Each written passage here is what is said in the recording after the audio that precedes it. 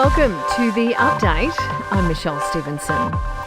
The Matildas have set yet another TV viewing record. Channel 7 says last night's World Cup semi-final drew more than 7 million viewers, while at one point more than 11 million were watching. It's the highest figure in Australia on record.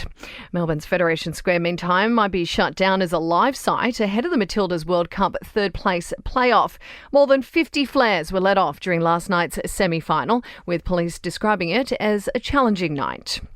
The Treasurer is playing down a slight rise in Australia's unemployment rate. The jobless rate now sits at 3.7%, but is expected to rise further over the coming months.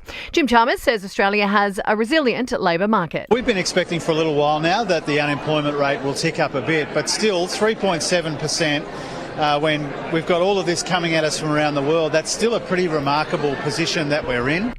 While Shadow Minister Michaelia Cash says it's a sign a raft of interest rate rises are starting to bite. The economy shedding jobs, and in particular full-time jobs, and an increase in Australians' working hours without getting any reward for it, it is not good news for Australian families.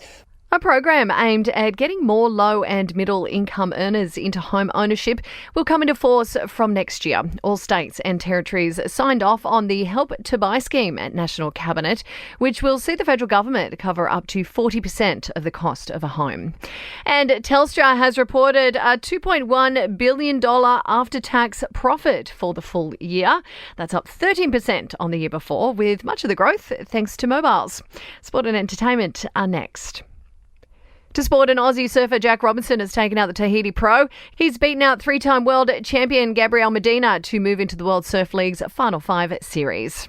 In your entertainment news now, and all the talk today is Britney Spears, who's been spotted for the first time since news broke of her marriage split. She's apparently hired Kim Kardashian's divorce lawyer amid claims that Sam Asghari is threatening to go public with embarrassing revelations unless she changes their prenup.